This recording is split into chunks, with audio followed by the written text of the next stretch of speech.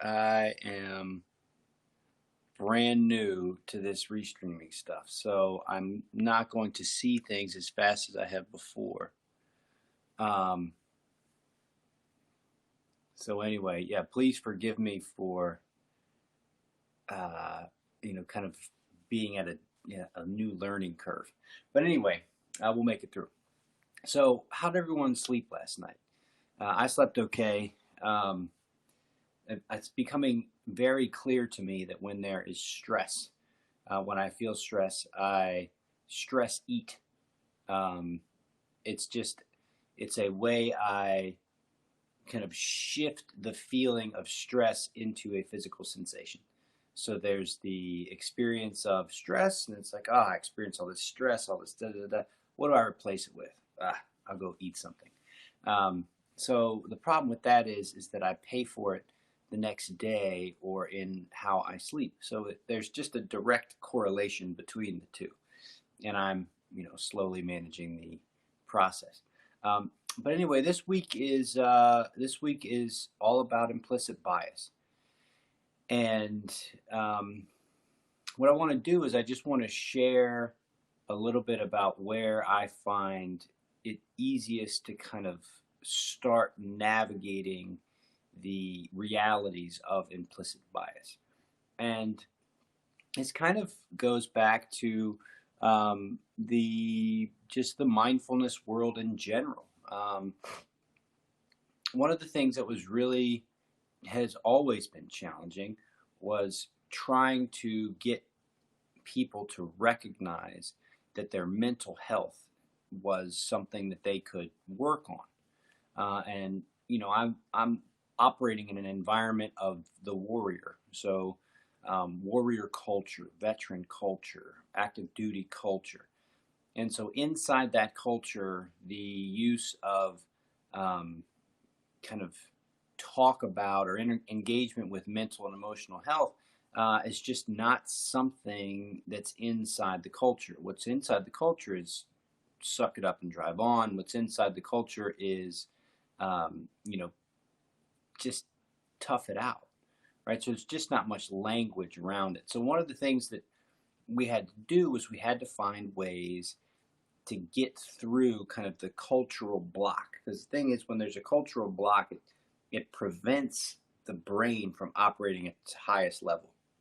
So mostly when you're in a cultural block or you're in some kind of just kind of bias, when you're in some type of bias, anything that disrupts that bias basically just turns on the meat in your brain. And the meat's back here. The meat is just, there's nothing to it. It's just very kind of instinctual. What you want is you want to get people out of their meat and into their humanity. And that's up here. That's the prefrontal cortex. The prefrontal cortex is big picture. So the meat's back here. Prefrontal cortex is up here. You want to get people. Hey, Brent. You want to get people into their prefrontal cortex. So how do you do that? Well, you got to find ways to talk about stuff that don't trigger people. And so in mindfulness, we had to find ways to talk about mindfulness to the veteran community without triggering them with some hippy dippy shit or I'm not messing with that. So what did we do? We started with honoring the fallen. So well, how do you honor a fallen service member? Well, we think you should do it with your undivided attention. Another person would say, absolutely, I agree. The second you hear I agree, that's the meat. that's the meat turning human. Turning from meat to human. Yeah, okay, I see it. Well, what do you mean by that? When we go through it. Oh, well, that makes perfect sense. We should do that all the time. Everyone should honor the fallen with their fullest attention. Yeah, we agree too. Well, okay, how do I do it? Well, that means they're open-hearted, heart opens, and then you start talking about it, and you start talking about the process. I mean, I've been teaching 4 bells before I've called it 4 bells.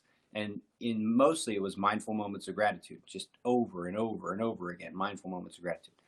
So uh, anyway, that was kind of my first engagement with kind of this issue. And so the point I'm trying to make is when talking about things that are hard to talk about, one thing to do is to give it a context that is acceptable to people.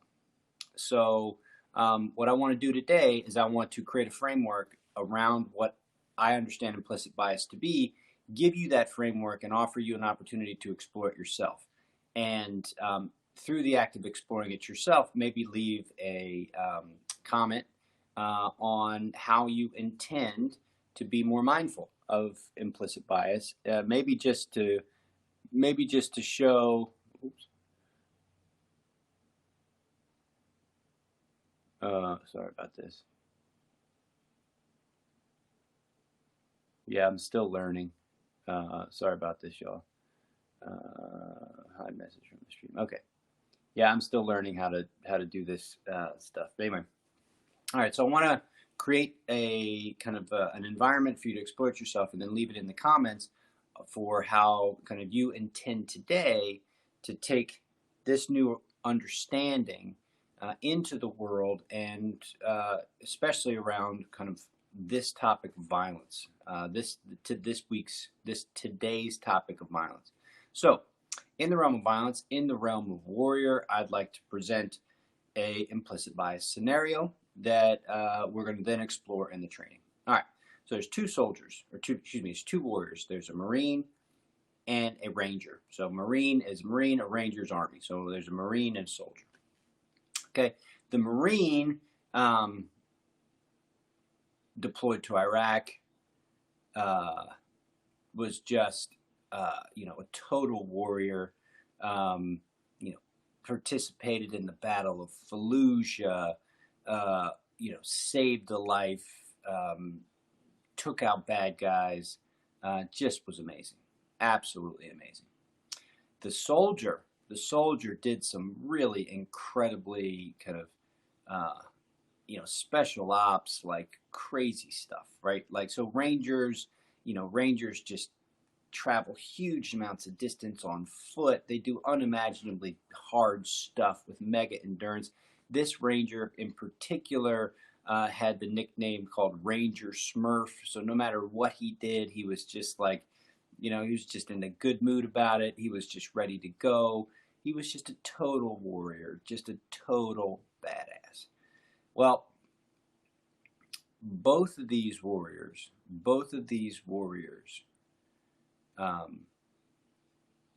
died. Both of them died. I'm not going to tell you which ones, but one of them died facing the enemy. One of them died inside of a combat environment that just resulted in his death. And it was just it was a tragic death, but it was an honorable death. It was a death of a warrior. The other warrior died at home. Died at home by his own hand. And this warrior took his own life. And so the demons of the world that he fought and he kind of kept at bay could not be kept at bay when he returned home. And so the experience of his mind and the experience of his life was too much to bear. And so he took his own life. Not going to tell you which one. Okay? And so when you think about this, this topic, right? This topic of a warrior who died fighting the enemy and a warrior who died from the PTSD suicide. How does that make you feel about your participation with that warrior, one or the other? It's a very subtle thing, this stuff, implicit bias. It's subtle. It happens on the inside. And the first step is just recognizing that it happens. So if you can tell that you have some kind of reaction just by this story, then that's implicit bias. It's built in. It's got its roots in how things are described. As I was even describing the two warriors, I was I was shifting how you thought about them. Like I said, a real warrior. I think it's even in our talk. It's in the way we do stuff.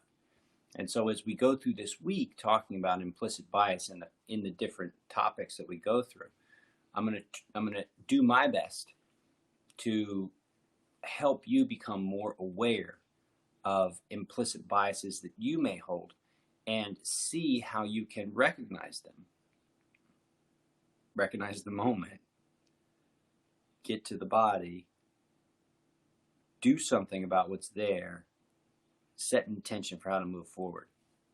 4 bells. I've been saying this, and this is now starting to hit me. I'm starting to see it. I've been saying this. As a culture, we know attention. As a culture, we know presence. We know focus. We know mindfulness is important. As a culture, we know that. But as a culture, we still are at the early stages of how to talk about that. What does it mean? What does it mean to be present more often than not? Well, we're starting to learn what it's good for. It's good biologically. It's good for your biology if you understand the science. But now as a culture, we're starting to talk about it. Like we're starting to talk about our implicit biases, the stuff that we have inside of us, in an open fashion. And that's really good. It's going to be hard, okay? It's going to be hard, especially for this fact, okay? I heard this today from a young African-American Muslim teenager. Equality feels like oppression if your whole life you've been in a privileged position. Now, I have my whole life been in a privileged position. Always. White, male, middle class, upper middle class, 2 parents, good to go, right? I've grown up good to go. So it is incumbent upon me to understand what that means and what that means to how I can interact. Okay, so I am in as much of a learning space as I'm sure others are. And while we have so many of our social community kind of moving into this space of, yeah, we're just going to have to push through all the stuff in order to get this mainstream, get this going, get people talk about that. And that's what people are doing on the streets. They're doing it on the streets because it's not enough. It's not enough to kind of intellectually know this stuff. It's not enough. It's just not. The only thing that matters is if you can start to see it inside yourself, start to recognize it, interact with it, and then be intentional about it and move forward with it. That's all we've got. It's the only way we can do it. And so it's now time to do it. It's just the way it is. Now fucking time to do it. So we got to do it. So we're doing it. We're doing the work. So let's do the damn work.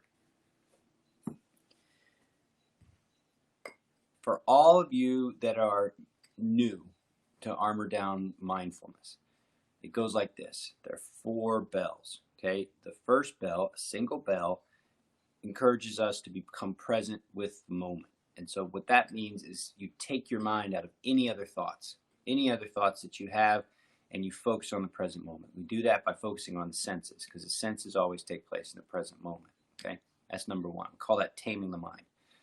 Second bell. Okay, second bell, you notice there'll be 2 bells. The second bell is all about getting to the body. The body takes the present moment and gives it layers of nuance and subtlety and experience and all kinds of things. The body turns the senses into physicality. And so what the body offers is just an unbelievable array of exploration and present tense awareness. And when you get to the body, you create what's called a systemic impact or systemic change in the body, meaning you shift your central nervous system, your central nervous system into what's called the parasympathetic side of your nervous system, which is the rest and relax and recover side.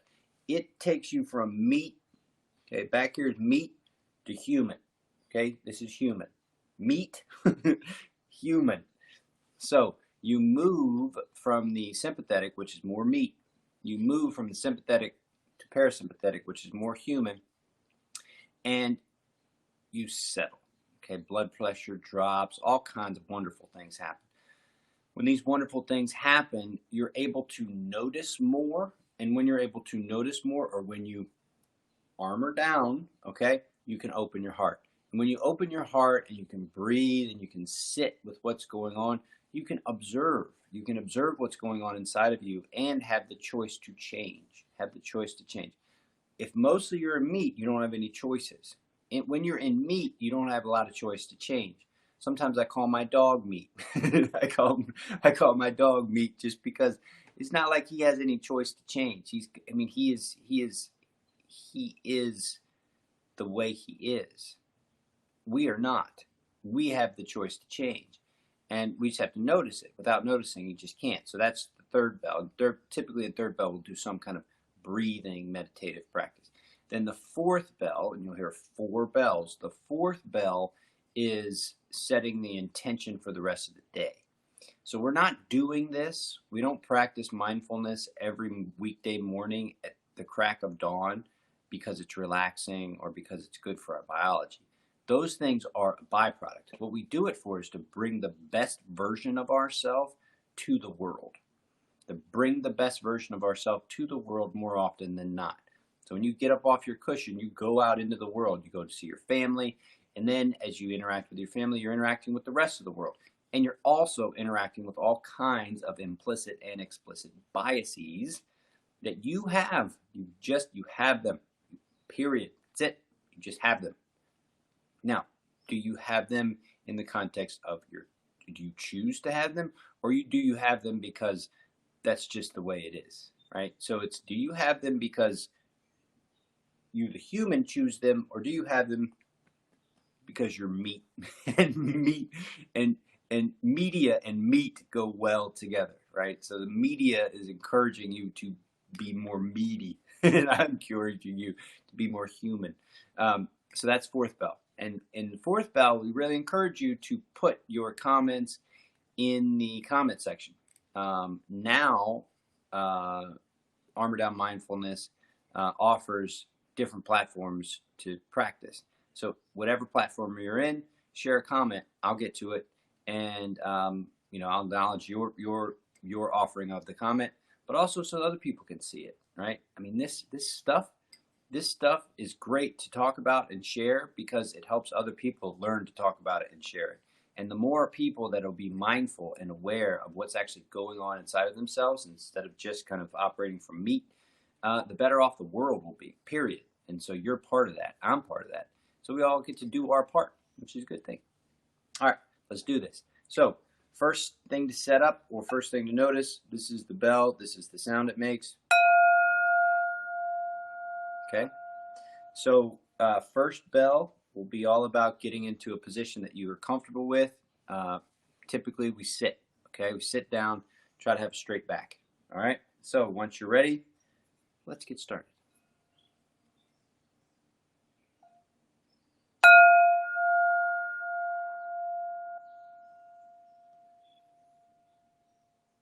First things first, just slow down. Slow down. Slow down, settle. Start to take in the room around you. First with your sight. Notice light and shadow, notice movement. Get a feel for what's going on around you, and once you've established what's going on around you visually, if you feel comfortable and safe to do so, close your eyes.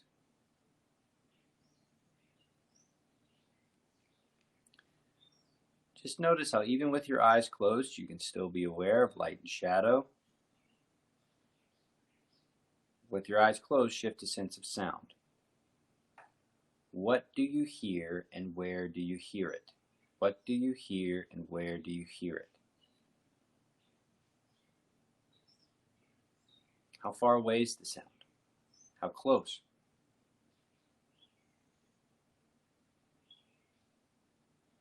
Is it a nature sound? Or is it a human sound, a man-made sound, a mechanical sound?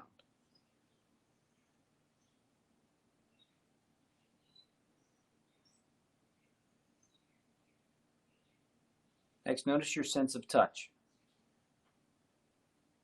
sense of temperature. What parts of your skin are open to the air, and what parts of your skin are covered by clothing? Can you feel a temperature difference? You'll notice that I'm asking questions. I'm asking awareness questions, encouraging you to be curious. Curiosity tames the mind every time. How about taste in your mouth? What's the taste in your mouth like?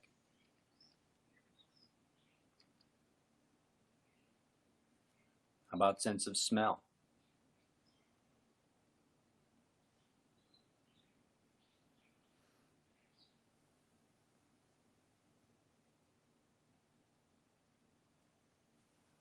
All right, here comes second bell.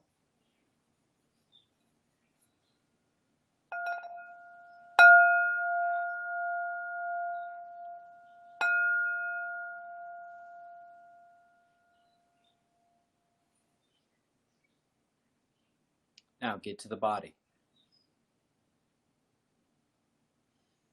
Get to the body. Feel the ground beneath you. Feel the ground beneath you. That means, what are you connected to? What parts of your body are connected to the ground beneath you? If you're seated, that's, the bottom of your feet, your rear end connected to the chair. If you're sitting on a armor down meditation cushion, perhaps, you can feel how your rear is connected to the cushion, and if you're sitting crisscross applesauce, you can feel the sides of your legs, what leg is on top of the other leg.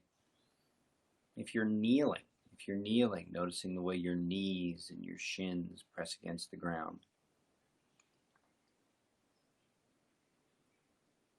From there, move up into the pelvis region. The region of the pelvis is the base of the spine. The base of the spine establishes the rest of your alignment. Feel free to shift a little bit. Tuck the tailbone, shift the tailbone. Just find what fits for you. These engagements with your body, right? It's kind of like a sit rep. You're reaching out to an area, pinging it. What information's there? Is there anything that you could do to soften it or to ease? And so when you go into your core, the area above your pelvis, what do you feel? Can you relax your core, especially your belly? Is there any tension there that could be let go? Maybe you can feel the fabric of your clothing around your belly.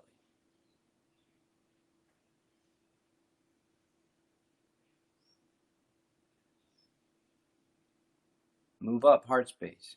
Heart space and shoulder blades and collarbones. Heart space. Notice where your heart is. Above the core. A little bit on the left. Surrounded by lungs, surrounded by ribs, shoulder blades, collarbones. Now get to the throat. If you're settled, gotten a little bit quiet, try making a swallow. Watch the sensation of the swallow travel down and disappear. Back that up by seeing if you can notice air moving up and down in your throat. Air moving up and down in your throat.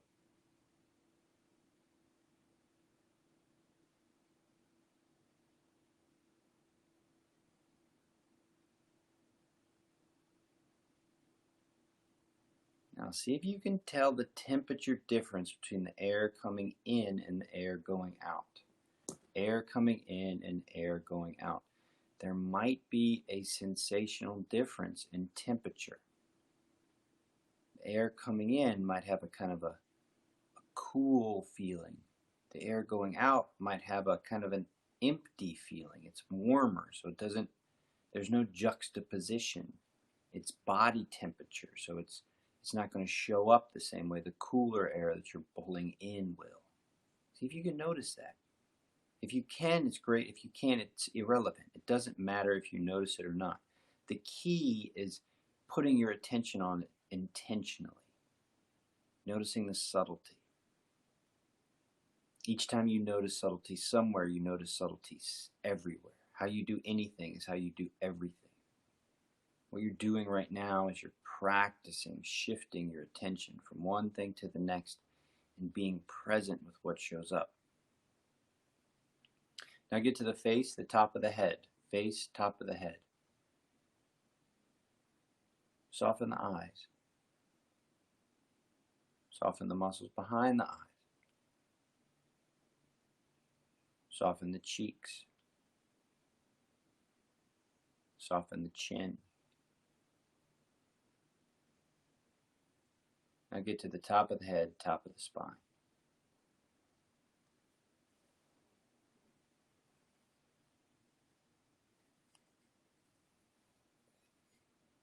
Here comes third bell.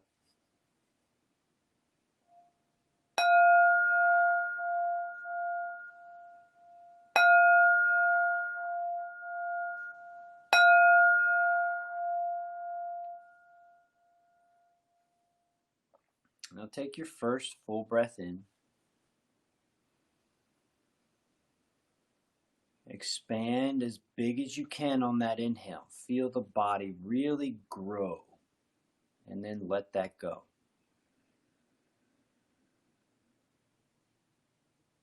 Breathe in as big as you can. Max out. And let it go.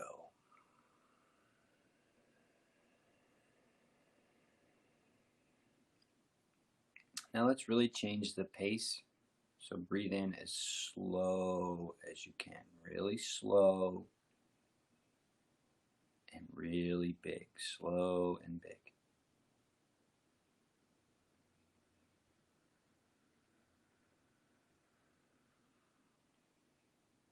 Now exhale really slow.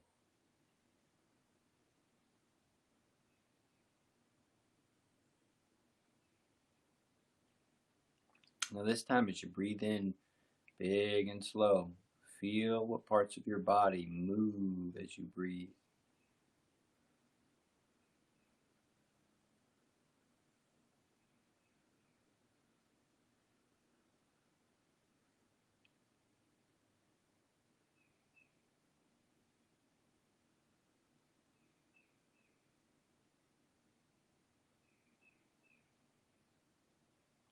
Now for the next 3 minutes, we're just going to sit silently.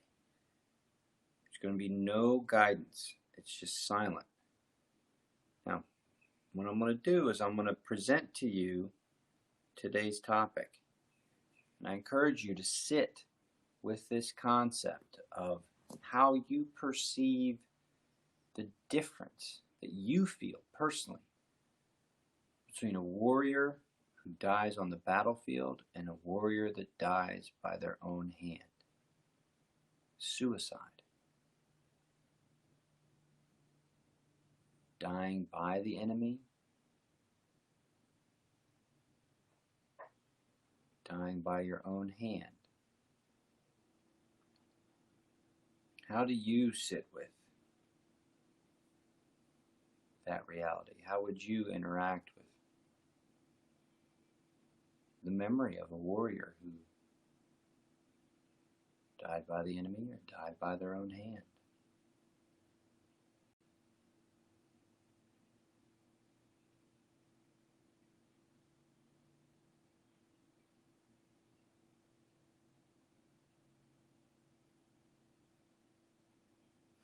If your thoughts travel off topic, your thoughts go to some other place, some other kind of way of thinking, Try to bring it back to the present moment and bring it back to the topic. What do you feel when you think about someone who's died by the enemy? What do you feel when you think of someone who's died by their own hand?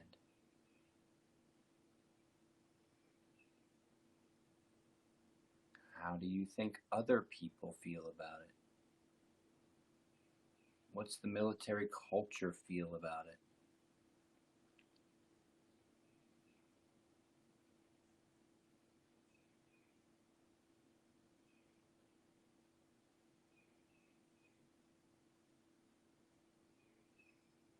And ultimately,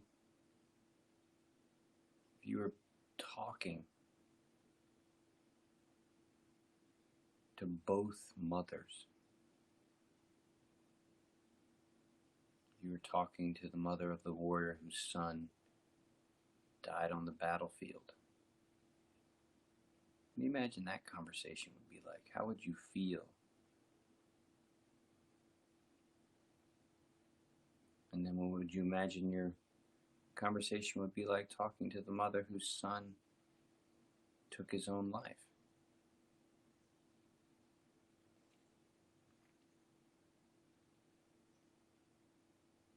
You can see